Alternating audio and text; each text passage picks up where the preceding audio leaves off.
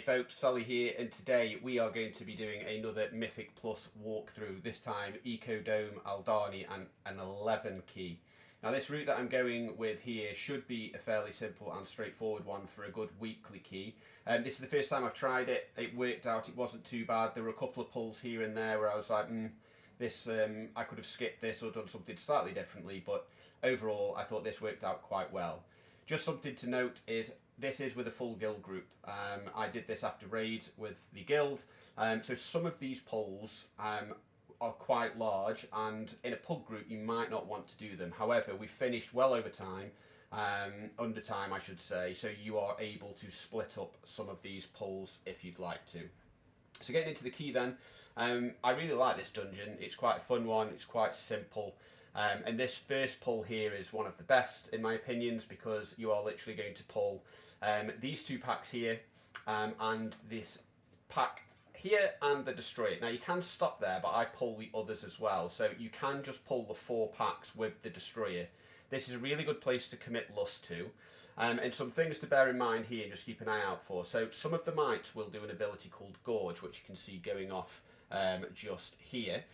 This needs to be kicked, or as many of them needs to be kicked as possible, because for every cast that goes through, it will apply a debuff to the mite, and that will do damage, increased damage when they die. It's a lot like bursting back when that was an affix. Other than that, you need to make sure that you are out of the circles, and the person who gets targeted by the frontal wants to stand still so that nobody else gets hit. If you need to, you can commit defensives there if you are having any overlaps.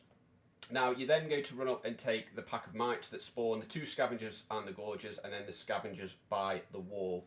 Now you might need to just take your time with this a little bit and make sure that you are mitigating damage as well as you can. People will have popped CDs on the first pull and they might not be back up yet. Now, being a monk, and I don't know if other tanks have this ability, you can pull this sentinel through the wall. However, I realised that my chi burst was on cooldown, so I couldn't do it when I wanted to. So I was in 2 minds here whether to just leave it or not, but I thought I would wait till my CD came back and then pull the sentinel through the wall, because it does make the pull after the first boss slightly easier. If you can't pull this through the wall, you don't need to. It's just something that I did right here. The sentinel then has a frontal, which will always target you, and it does move, so stay still. And when the shield depletes, the sentinel will also then start to pulse AoE damage out. So healers just need to be mindful, and you need to focus the sentinel down as much as possible. The gorgers and the other mobs that you are fighting in this area do apply gluttonous miasma, which will target a player that will then do cleave damage to allies close to you. So just bear that in mind. You might want to stay spread if you are targeted by that ability. The next pull then is the 2 destroyers at the top of the stairs, or depending on how comfortable you are, you can pull the packs at the bottom of the stairs straight up into the destroyer and leave the sentinel alone. It's entirely up to you how you play that. At the end of the day, all of these ads need to die to get 100%, so how you want to manage that is entirely up to you. Now all I do is slowly kite these towards the boss. The frontal can be annoying, how they stop and start and such, so just kite them towards the boss, and you should be fine. So the boss itself then is fairly straightforward. There are a few abilities that you need to be aware of. So throughout the fight, there are 2 phases, 2 separate phases. The first one, he will spawn mites twice. So you can see them spawning there. Everybody should ideally be stacked up so they fixate to the group and you can cleave them down as possible. And that will happen twice in each phase. The first set of ads aren't as important as the second set of mites. The second set of mites you need to kill as quickly as possible before the next phase, Devour, comes out, and I'll explain why in just a second. Players will also be targeted with the large blue circles, and they need to move them away from the group, ideally leaving space in between the puddles and the boss so everyone can move around freely. A little tip is, if you know where the ads are going to spawn in the Devour phase, if you place the circles there, it will apply a slowing debuff to these ads that are spawning now. So Devour then comes out and 2 sets of mites will spawn, and you need to kill these before the boss devours them. You can see here that we're getting these down quite quickly. Those ones not so much, so I pop a ring down to keep them away. And unfortunately in this attempt we actually let 2 of the mites go through. Now if the mites go through, for each one that the boss devours, he will get a stacking debuff. So you can see here on my nameplates he has 2, which means that he will be doing increased damage for the rest of the next phase, and he also regains health. So kill all the mites, prevent this from going out, but if you do get any that go through, just make sure that as tank you are mitigating and using your defensives until the next devour phase, where those 2 stacks will drop off, and that's the boss. So once the boss is down, then you are then going to go into the next area. If you left the sentinel up, you would pick him up here, and you are then going to run forward and you are going to pull these 2 packs just here. Now there are some abilities here which you just need to be mindful of. The main one I would say is you just need to make sure that the arcane zap here, that is kicked. That will do a lot of cleave damage, and on higher keys it does hurt, so just bear that in mind. The Ruin Stalker will annoyingly teleport all over the place, and you'll see the beam of where it will end up. So you just need to make sure that they are gripped back in, or you're watching where they're going.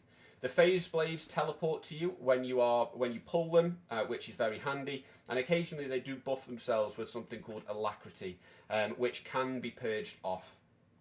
Otherwise they will do extra tank damage.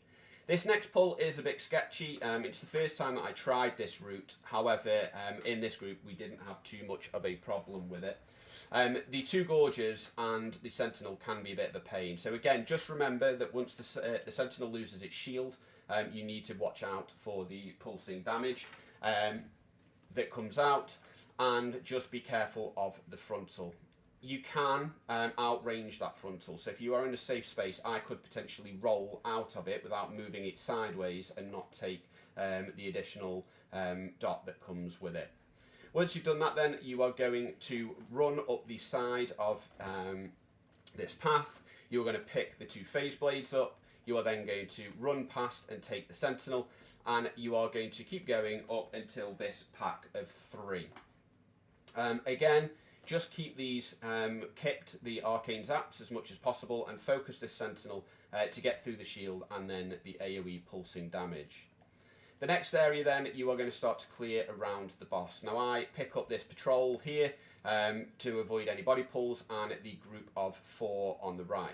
Now a little tip, sometimes it works, sometimes it doesn't. If you're tanking it here and you get people to stand where I ping just here, the Ruin Stalkers can teleport just here, which means they don't go very far, allowing you to nuke them down as quickly as possible.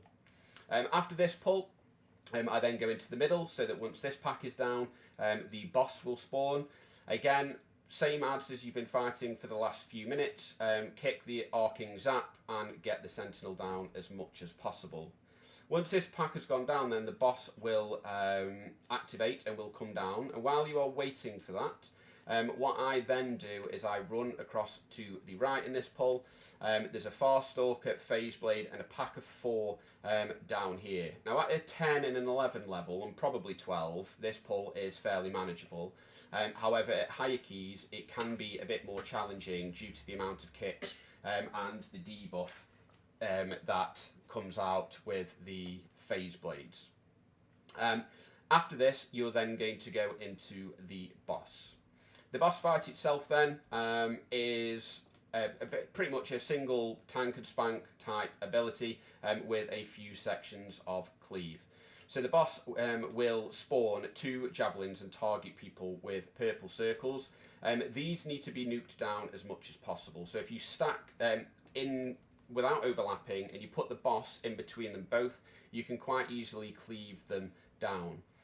The tank hit, you want to be thinking about using this here, Rift Claws. You want to be using mitigation and defensives. It leaves a nasty dot on you, and the higher the key, the more damage this is going to do.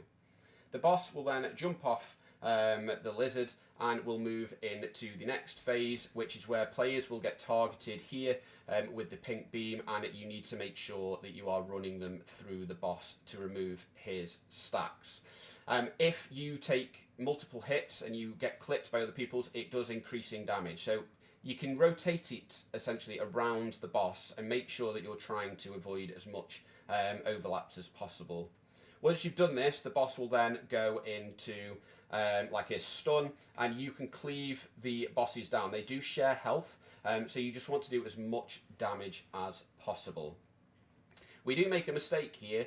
As we get later on in the fight, one of the DPSs actually accidentally body pulls the pack that I left up behind. So we're getting quite low, and you can see that the body pull comes out. It's not so much of an issue because it just meant that I had to think on my feet with the routing and such. So as you can see, we're doing this phase here.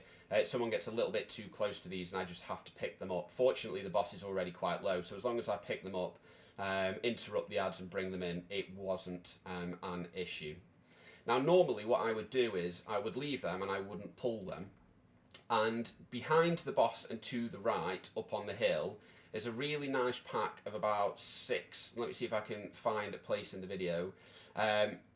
If I just go back a little bit here, we find it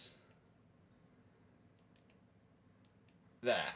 So essentially what you're looking at is when you get here, and the boss is here, over here on your right, in the top right hand corner of my screen underneath the minimap, is a pack of around 6 mobs which you can run and take after the boss. Only do that if you didn't body pull these here. Other than that, you will proceed straight through the doorway and you will skip the next 3 mobs which are standing here. These pillars that you could channel afterwards, which give you the haste buff, they're not that big of a deal really at this key level. You don't particularly need them. So you run past them, hug the wall to your left. You are then going to take these 2 here, and then, I mean, I get stuck on the wall there, obviously don't do that. You're going to run in and pick up all of these as well. I pull this creeper that is behind us. These aren't very efficient. You don't necessarily need to have this one, but because of the accidental body pull, I'm just thinking about how much percentage I need. When these ads are in play here, some things to bear in mind is you will get these ethereals that will spawn, and you will also get a spirit which will spawn. These spirits need to be killed because it will stun these pack speakers, which then allows you to do more damage to them and get rid of them as quickly as possible. Other than that, you've got your lizards, you've got your Farstalkers and Ritualists with Arcane Zap, the Arcane Zap that you want to be kicking, but really here it's the pack speakers that you want to be focusing on and getting down as quickly as possible. These creepers are okay. They do this Gloom Bite ability here. It does put a healing absorb type debuff on the tank, so just bear that in mind. The next pull is this 4 here in the room. Now if you've done the 6 behind the boss and to the right, you do not need to do this. I pulled this creeper because then I knew that was exactly right for count. It made up for the missed pack. The next thing you'll see here is you also really don't need to do this. So as Brewmaster, I put the ring up, which allowed me then to channel this ability, so I could keep the ads away from me. If you manage to do that, you will then stun all of these ads that you pulled here, these elementalists, which allows you a bit of an easier time. The creepers do this burrowing ability. It's a circle, you'll see it here. Just make sure that people are out of it if you do pull them. Once these 4 are down, you then run out and you will pull the 2 packs directly in front of you. This is a good pull to utilise cooldowns and defensives because this can hurt. So essentially the pack that's surrounding the pillar and the 3 that are up on top of the stairs you want to take. And again, focus this pack speaker, make sure that you are nuking the spirit as quickly as possible, kicking any arcing zaps that you can see out, and just watch where that Ruin Stalker is teleporting to. Once you've done this, you can then click the the little pillar, and you can get yourself a nice little haste buff. So you can see here, it goes down. We then channel. The more people that click it, the faster it goes, and you can see that I've got my 30-second haste and speed buff. Hug the wall to the right, so you don't need to pull this creeper, and then you are going to pull the 3 pack which patrols up and down the hill, and you are going to pull them down into the pack on the right hand side of the boss arena, making sure that arcing zaps and you are focusing the spirits to get this down as quickly as possible. Once this pack is down, then you are going to move across to the left hand side and pull the pack of 3, and you can see here that this gives me exactly 100%. So just bear that in mind. If you don't body pull on the boss, you need to take the pack of 6 at the top of the hill to the right behind the boss, and if you take that one, you don't need to pull the creeper and just do exactly the same as what I've done at the end. So even with a mistake, you can still get exactly the right amount of percentage. You then go into the boss. This is a really fun boss in Mythic, I find. It's got some good mechanics in it. So throughout the fight then, it will do a few abilities where purple lines will come out and you will get like a silhouette of your character with a purple arrow above its head.